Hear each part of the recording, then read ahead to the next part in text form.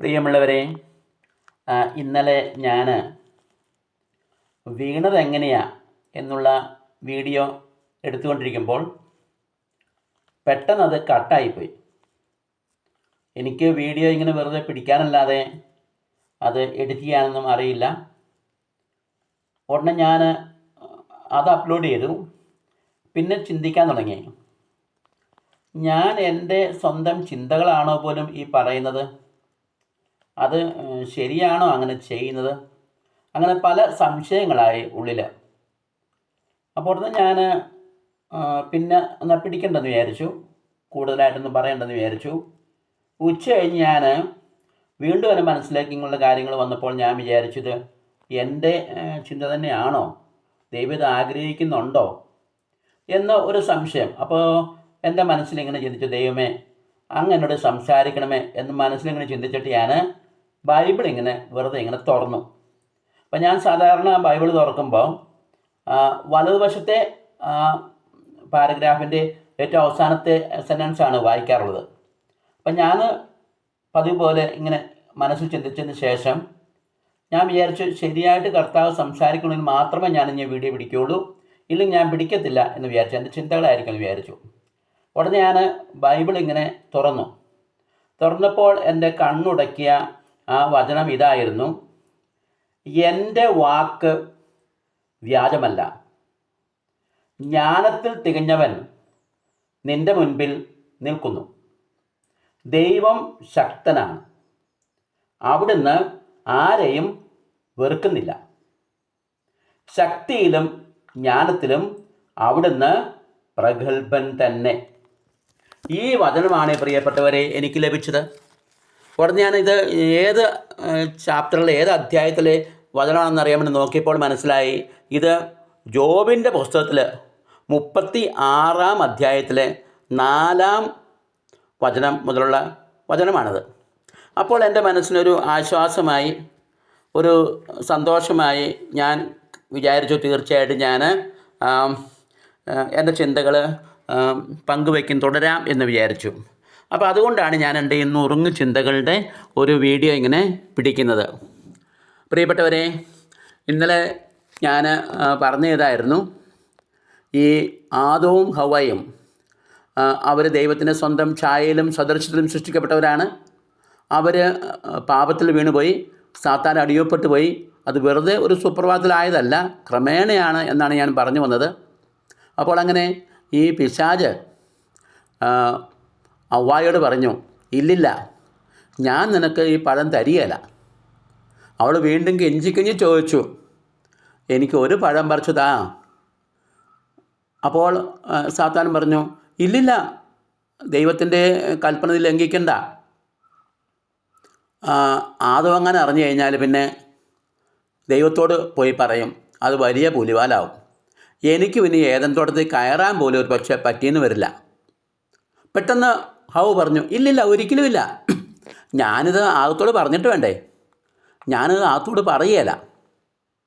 അങ്ങനെ ഒരു ശരീരമാണെന്നും ഒന്നാണെന്നൊക്കെ കരുതിയിരുന്ന ആദ്യത്തെ ഭാര്യയും ഭർത്താവും ഇതാ ഈ സാത്താൻ്റെ സാന്നിധ്യത്തിൽ ഭർത്താവിൽ നിന്ന് മറയ്ക്കാൻ ശ്രമിക്കുകയാണ്, ഒളിക്കാൻ ശ്രമിക്കുകയാണ്. പ്രിയപ്പെട്ടവരെ, ഈ ഒളിക്കലും മറക്കലും തന്നെയാണ് ഇന്നും അന്നും എന്നും ഭാര്യ ഭർത്തൃ ബന്ധത്തിലെ വിള്ളലിൻ്റെ തുടക്കം. ഉടനെ സാത്താൻ ചോദിച്ചു, നീ അകത്തോട് പറയുകയല്ലേ? ഇല്ലില്ല, ഞാനൊരിക്കലും പറയുകയില്ല, ഞാൻ പറയുന്ന പ്രശ്നമില്ല. ഉടനെ സാത്താൻ പറഞ്ഞു, ശരി, എങ്കിലൊരു കാര്യം ചെയ്യാം, ഞാൻ നിനക്ക് നിൻ്റെ ആഗ്രഹപ്രകാരം ഒരു പഴം പറിച്ച് തരാം, പക്ഷേ ഞാനാണിത് തന്നതെന്ന് നീ ആരോടും പറയരുത്. നിൻ്റെ ഉത്തരവാദിത്വമാണ്, നിനക്ക് ഇഷ്ടമുണ്ടെങ്കിൽ തിന്നാം, ഇല്ലെങ്കിൽ വേണ്ട. ഹവ്വ പറഞ്ഞു, തീർച്ചയായിട്ടും എൻ്റെ ഉത്തരവാദിത്വമാണ്. അപ്പോഴേക്കും അവളുടെ കൊതി കൂടിക്കൂടി വന്നു. കാരണം സാത്താൻ തൻ്റെ കയ്യിലിരിക്കുന്ന പഴം കടിച്ച് പറിച്ച് തിന്നുവാണ്. ഈ കുട്ടികളൊക്കെ ഈ ഇരുമ്പുളി കടിക്കുമ്പോൾ മുഖഭാവം കണ്ടില്ല, അതുപോലൊരു ഭാവവും, പിന്നെ ശർക്കര വായിലിടുമ്പോൾ അങ്ങനെ മാറി മാറിയാണ് സാത്താൻ്റെ മുഖത്തെ ഭാവങ്ങൾ. ഇത് കണ്ടപ്പോൾ അവൾക്ക് ജിജ്ഞാസയായി, എങ്ങനെയെങ്കിലും ഈ പഴവും തിന്നണം എന്നുള്ള ചിന്തയായിപ്പോയി. ഈ പറഞ്ഞതുപോലെ അവളുടെ മനസ്സ് ബ്ലോക്കായിപ്പോയി, വേറൊന്നും ചിന്തിക്കാൻ പറ്റുന്നില്ല. ഉടനെ സാത്താൻ ഒന്നുകൂടി കൂട്ടിച്ചേർത്തു, ദേ നീ ഈ പഴം തിന്നാനുണ്ടല്ലോ, നീ പിന്നെ ദൈവത്തെ പോലെയാവും. ദൈവത്തെ പോലെ ആയിക്കഴിഞ്ഞാൽ പിന്നെ നീയുള്ളവനെ മറന്നേക്കല്ലേ. അപ്പോൾ അവളുടെ ആഗ്രഹം കൂടി, തനിക്ക് ദൈവത്തെ പോലെ ആവണം. ഈ ദൈവത്തിൻ്റെ അടിമയായിട്ട് എത്ര നാൾ കഴിയും? തൻ്റെ ഭർത്താവിന് ഇടയായിട്ട് എന്നോട് വലിയ അടുപ്പമൊന്നുമില്ല, എപ്പോഴും ആ ദൈവത്തിൻ്റെ കൂടെയാണ്. അപ്പോൾ ഇത് തന്നെ തക്ക സമയം, എനിക്കും ദൈവത്തെ പോലെ ശക്തിയൊക്കെ കിട്ടിയാൽ, ഞാനും ദൈവത്തെ പോലെ ആയാൽ പിന്നെ എൻ്റെ ഭർത്താവിനെ അംഗീകരിച്ചോളും, എൻ്റെ ഭർത്താവിനെ മനസ്സിലാക്കിക്കോളും, എൻ്റെ ഭർത്താവിനെ സ്നേഹിച്ചോളും. അതേ പ്രിയപ്പെട്ടവരെ, ഇന്നും ഓരോ ഭാര്യ ഭർത്താക്കന്മാരുടെയും പരാതി ഇത് തന്നെയാണ്. ഭർത്താവ് പറയും, ഞാൻ എൻ്റെ ഭാര്യയെ മനസ്സിലാക്കാൻ ശ്രമിക്കുന്നുണ്ട്, പക്ഷേ അവളെന്നെ മനസ്സിലാക്കുന്നില്ല. ഭാര്യ പറയും, ഞാൻ എൻ്റെ ഭർത്താവിന് എന്നെ പൂർണ്ണമായും കൊടുത്തു കഴിഞ്ഞു, പൂർണ്ണമായും സ്നേഹിക്കുന്നു, പക്ഷേ അങ്ങേർക്ക് എന്നോട് വലിയ സ്നേഹവും അടുപ്പമൊന്നുമില്ല, ആദ്യത്തെ പോലെ ഇപ്പോൾ അടുപ്പമൊന്നുമില്ല. ഇങ്ങനെയാണ് അവരുടെ ചിന്തകൾ പോവുക. അപ്പോൾ ഹൗവ തീർത്ത് പറഞ്ഞു, ഇല്ലില്ല, ഞാൻ ഒരിക്കലും എൻ്റെ ഭർത്താവിനോട് ഈ കാര്യം പറയുകയില്ല. അവൾക്ക് എങ്ങനെയെങ്കിലും ദൈവത്തെ പോലെ ആവണമല്ലോ, എന്നിട്ട് വേണം ഭർത്താവിൻ്റെ മുമ്പിലൊന്ന് അഭിമാനത്തോടെ നടക്കാനായിട്ട്. അയാളുടെ നിഴലായി നടക്കാതെ, അയാളുടെ ഇണയായിട്ട് തുണയായിട്ട് നടക്കാതെ അയാൾ വേണേൽ എൻ്റെ പുറകെ നടക്കട്ടെ. ഈ ചിന്തകൾ അവളെ ഭരിക്കാൻ തുടങ്ങി. അവൾ കേണപേക്ഷിച്ചു, കെഞ്ചി പറഞ്ഞു, സാത്താനെ എങ്ങനെയെങ്കിലും എനിക്ക് ആ പഴമൊന്ന് പറിച്ചു തപ്പാം. എൻ്റെ പൊന്ന് സാത്താനല്ലേ, എൻ്റെ പൊന്ന് പാമ്പല്ലേ, എനിക്ക് ഏറ്റവും ഇഷ്ടം നിന്നെയല്ലേ. സാത്താൻ പറഞ്ഞൊരു കാര്യം ചെയ്യും, അങ്ങനെയാണെങ്കിൽ നീ ഒരു കാര്യം ചെയ്യും, ഇന്ന് തൽക്കാലം പോ, നാളെ നീ അതിരാവിലെ ഇങ്ങ് പോരെ, രാവിലെ എഴുന്നേറ്റ് ഇങ്ങ് പോരെ, ഞാൻ നിനക്ക് പഴം പറിച്ച് റെഡിയാക്കി നിനക്ക് തരാൻ, ഞാൻ തീർച്ചയായിട്ടും തരാം. അങ്ങനെ ഹൗവ മനസ്സോടെ അവിടെ നിന്നും ഭർത്താവിൻ്റെ അടുത്തേക്ക് പോയി. പിന്നെ അവൾക്ക് അന്നത്തെ ദിവസം വേറൊന്നിലും ചിന്തിക്കാൻ കഴിഞ്ഞില്ല, ഒന്നിലും വ്യാപരിക്കാൻ കഴിഞ്ഞില്ല. ദൈവമാകുന്നതും ചിന്തിച്ചുകൊണ്ട് ഇങ്ങനെ കഴിയുകയായിരുന്നു. രാത്രി ഉറക്കയില്ല അവൾക്ക്, രാത്രിയിൽ ഒട്ടും ഉറങ്ങിയില്ല. ഭർത്താവ് പലവട്ടം ചോദിച്ചു, എന്തിനാണ് നീ ഉറങ്ങാത്തത്? ഒന്നുമില്ല അങ്ങനെ പറഞ്ഞു. പക്ഷേ ഈ രാത്രിയിൽ സാത്താൻ എന്ത് ചെയ്യുമെന്നറിയോ? സാത്താൻ വിചാരിച്ചു, ഇനി എന്ത് ചെയ്യും, ഇനിയിപ്പം അവളെ പറ്റിക്കാനുള്ള, പാപത്തിൽ വീഴിക്കാനുള്ള അടുത്ത സ്റ്റെപ്പ് അയാൾ ചിന്തിക്കുകയാണ്. നേരെ പറഞ്ഞാൽ ഒരു പക്ഷേ അവൾ തിന്നുമെന്ന് ആർക്കറിയാം, ഇനിയും നാളെ മനസ്സ് മാറ്റുമെന്ന് ആർക്കറിയാം. ഏതായാലും ആ സാത്താൻ ഇങ്ങനെ ചിന്തിച്ചു, ഈ തോട്ടത്തിൻ്റെ അങ്ങേ മൂലയ്ക്ക് വേറൊരു മരം നിൽപ്പുണ്ട്, അത് സാത്താൻ അറിയാം, അത് ശീലങ്ങളുടെ മരമാണ്. എന്നുവെച്ചാൽ അർത്ഥം, ആ പഴം ഒരിക്കൽ തിന്നാൽ പിന്നെ അതൊരിക്കലും തിന്നാതിരിക്കാൻ പറ്റില്ല, ശീലത്തിലേക്ക് പോകും അത്. അപ്പോൾ എന്ത് ചിന്തിച്ചിട്ടാണോ ആ പഴം തിന്നണത്, ആ ചിന്താശീലത്തിലായി പോകും ആ വ്യക്തി. ഇനി ആ പഴവും ഏതാണ്ടൊക്കെ ഈ നന്മതിന്മയുടെ വൃക്ഷത്തിൻ്റെ ഫലത്തെക്കുറിച്ചാണ് പോലെയാണ് ഇരിക്കുന്നത്. പ്രിയപ്പെട്ടവരെ, ഞാൻ ഈ ഫലങ്ങളെക്കുറിച്ച് ഞാൻ പിന്നീടൊരു വീഡിയോയിൽ പറയാം. അപ്പോൾ സാത്താൻ അങ്ങനെ ആ തോട്ടത്തിൻ്റെ മൂലയിൽ പോയി ചിന്താശീലങ്ങളുടെ ആ മരത്തിൽ കയറി ഒരു നല്ല മനോഹരമായൊരു പഴം പറിച്ചു കൊണ്ടുവന്ന് പിറ്റേന്ന് രാവിലെ തന്നെ ഈ പഴവും കൈ പിടിച്ചുകൊണ്ട് നേരത്തെ വന്ന് ഈ നന്മതിന്മയുടെ വൃക്ഷത്തിൻ്റെ മണ്ടയിൽ കയറി ഇരിപ്പായി. അയാൾ പ്രതീക്ഷിച്ച പോലെ തന്നെ, സാത്താൻ പ്രതീക്ഷിച്ച പോലെ നേരം വെളുത്തതേ ഹൗവ ഓടി വന്നു. എന്നിട്ട് പറഞ്ഞു, എനിക്ക് പഴം താ. സാത്താൻ പറഞ്ഞു, ശരി തരാം. ദൈവം ഒന്നിൻ്റെ പഴം തരുമെന്ന് പറഞ്ഞിട്ടുണ്ടോ? അങ്ങനെ ഇല്ലില്ല, ഈ ഒരു മരത്തിൻ്റെ തിന്നരുതെന്ന് പറഞ്ഞിട്ടുള്ളൂ. ആ ചോദ്യത്തിനും ഒരു ലക്ഷ്യമുണ്ടായിരുന്നു, അത് പിന്നെ പറയാം. അപ്പോൾ അങ്ങനെ സാത്താൻ എന്ത് ചെയ്തു? സാത്താൻ തൻ്റെ കയ്യിലിരുന്ന പഴം ഇത് താൻ പറിച്ച് റെഡിയാക്കി വെച്ചിരിക്കുകയാണെന്ന അർത്ഥത്തിൽ എന്ന് തോന്നിക്കുമാറ് ആ കയ്യിലിരുന്ന പഴം ഇവൾക്ക് കൊടുക്കുകയും ഇവളത് സ്വാദിഷ്ടമായ രീതിയിൽ പറിച്ച് അത് മുഴുവൻ പകുതി വിഴുങ്ങിയും പകുതി ചവച്ചുമൊക്കെ ആയിട്ട് പെട്ടെന്ന് വിഴുങ്ങി തീർത്തു. ഉടനെ അവൾ സാത്താൻ താങ്ക്സ് പറഞ്ഞ് പോയി. സാത്താൻ ഉള്ളിൽ ചിരിച്ചു, കാരണം അവളെ വീഴിക്കാൻ അടുത്ത സ്റ്റെപ്പായിരുന്നു അത്. അവൾക്ക് ആകത്തിൻ്റെ അടുത്ത് പോയിട്ട് വേറെ ഒരു ചിന്തയുമില്ല. വീണ്ടും ഈ പഴം തിന്നണം ചിന്തയുള്ളൂ. ദൈവത്തെ പോലെ ആവണം. എന്നാൽ ഈ പൊട്ടിക്ക് ചിന്തിച്ചാൽ മതിയായിരുന്നു, ഈ സാത്താൻ പറഞ്ഞതാണ്, ഈ പഴം പറിച്ചു നിന്നാൽ നീ ദൈവത്തെ പോലെ ആവും. അപ്പോൾ ഈ പഴം പറിച്ച് നിന്നുകൊണ്ടിരിക്കുക സാത്താൻ. അവൾക്ക് തിരിച്ചു ചോദിക്കാമായിരുന്നു, നീ ഈ പഴം നിന്നിട്ട് എന്ത് സാത്താനെ പോലെ ആവാത്തെ? പക്ഷെ അങ്ങനെയൊന്നും ചോദിക്കാനായിട്ട് ഈ ശീലത്തിന് പഴം നിന്നപ്പോൾ അവൾക്ക് ചോദിക്കാൻ സാധിക്കുന്നില്ല. ശീലമെല്ലാം അങ്ങനെയാണ്, നമ്മുടെ ബോധത്തെ കെടുത്തിക്കളയും. അപ്പോൾ ഈ ദുശ്ശീലം, അതായത് ദൈവത്തെ പോലെ ആവണം എന്നുള്ള ആ ചിന്ത അവളുടെ മനസ്സിനെ കുടുക്കി, ബോധത്തെ നശിപ്പിച്ചു. അവൾ ഒരു കണത്തിൽ ചിന്തയിൽ അന്ധയായി തീർന്നു. ഒരേ ഒരു ചിന്ത, ഈ ചിന്താശീലത്തിൻ്റെ പഴം തിന്നതുകൊണ്ട് അങ്ങനെ ഒരു ശീലത്തിൻ്റെ പഴം അതായത് അവളുടെ വിചാരം നന്മതിന്മയുടെ പഴം തിന്നെന്ന, അത് വീണ്ടും വീണ്ടും തിന്നണമെന്ന് ആഗ്രഹമായി. പിറ്റേന്ന് രാവിലെ തന്നെ ഓടിപ്പാഞ്ഞു വീണ്ടും മരത്തിൻ്റെ ചോട്ടിൽ വന്നു. സാത്താൻ അറിയാൻ അവളോട് വരുമെന്ന്. സാത്താൻ ചോദിച്ചു, എന്ത് പറ്റി, എന്ത് വേണം? അയ്യോ, എനിക്ക് ഇന്നും ആ പഴം വേണം, പ്ലീസ്.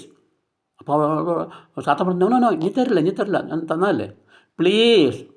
അയ്യോ, ഞാൻ പറിച്ചു തരില്ല, കാരണം അത് എനിക്ക് പിന്നെ കുഴപ്പമാവും. ഞാൻ പറഞ്ഞു, പ്ലീസ്, നീ ഒരു കാര്യം ചെയ്യുന്നാൽ പിന്നെ ഇത് പറിച്ചു തരണ്ട, ഞാൻ പറിച്ചോളാം, പക്ഷെ എനിക്ക് എത്തുകയല്ലോ. സാത്താൻ പറഞ്ഞു, ശരി, നിൻ്റെ ഇഷ്ടമാണേ, എൻ്റെ ഇഷ്ടമല്ല കേട്ടോ, എനിക്ക് പിന്നെ ഒരു പ്രശ്നം ഉണ്ടാവരുതേ. സാത്താൻ അയാളുടെ സർപ്പത്തിൻ്റെ വാലങ്ങോട്ട് നീട്ടിയിട്ട് അവളെ ചുറ്റിയെടുത്ത് അരയ്ക്ക് ചുറ്റി മുകളിലേക്ക് പൊക്കി സാത്താൻ തൻ്റെ ശിരസിലെടുത്ത് വെച്ചു. പ്രിയപ്പെട്ടവരെ, പലരും ഇന്നും ഈ സാത്താൻ്റെ ശിരസിലായി മാറും. ശിരസിലിരിക്കുമ്പോഴാണ് ഈ പ്രശ്നമാവുന്നത്. അത് പിന്നീടൊരു വീഡിയോ ഞാൻ പറയാം.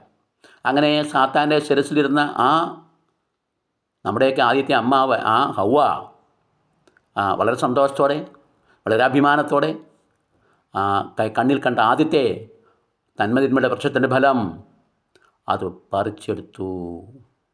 വാസ്തവത്തിൽ ഇവൾ ആദ്യമായിട്ടാണ് ഈ നന്മതിന്മയുടെ വൃക്ഷത്തിൻ്റെ ഫലം കയ്യിലെടുക്കുന്നത്. അപ്പോൾ ഇവൾക്ക് തോന്നി, ഇത് കണ്ണിന് ഇമ്പകരമാണല്ലോ, തിന്നാൻ നല്ലതാണല്ലോ, സ്വാദിഷ്ടമാണല്ലോ. കാരണം ആ ദുശീലത്തിൻ്റെ പഴം, ചിന്താശീലത്തിൻ്റെ പഴം നിന്നാൽ ശീലമുണ്ടവൾക്ക്, അത് മനസ്സിൽ കിടക്കുക. അവൾ ഒന്നും ചിന്തിക്കാതെ, കൂടുതലും ചിന്തിക്കാതെ, കയ്യിൽ കിട്ടിപാടെ അത് കാടിച്ച് കുറച്ചങ്ങ് തിന്നു. ഉടനെ അവൾക്ക് ചിന്ത വന്നു, ഇത് കൂട്ട് കുറച്ച് ആകത്തോണ്ട് കൊടുത്തേക്കാം. കാരണം ഒരിക്കലും അനുഭവിക്കാത്തൊരു അനുഭൂതിയും ടേസ്റ്റും, ഒരു പ്രത്യേക ഒരു മനുഷ്യ കുലത്തിന് പറഞ്ഞറിയിക്കാൻ വയ്യാത്ത തരത്തിലുള്ള ഒരു അവാച്യമായ ഒരു അനുഭൂതിയും ഒരു സുഖവും സന്തോഷവും, അത് പറഞ്ഞറിയിക്കാൻ പറ്റില്ല. മനുഷ്യവികാരങ്ങൾക്ക് അതീതമായൊരു കാര്യം. പ്രപഞ്ചം നിന്നുപോയതുപോലെ, സമയം നിലച്ചതുപോലെ, അവളുടെ മനസ്സ് ശരീരവും ആത്മാവെല്ലാം ഒന്നായി തീർന്ന പോലെ എന്തോ ഒരു പ്രത്യേക ഒരു അനുഭൂതി അവളുടെ മനസ്സിലേക്ക് കടന്നു വന്നു. അവൾ പറഞ്ഞു, സാത്താനെ, ഞാൻ പോവാണ്, ഞാൻ കുറച്ച് കഴിഞ്ഞ് വരാം. ഓക്കെ, കാരണം അയാളുടെ ഉദ്ദേശം സാധിച്ചല്ലോ.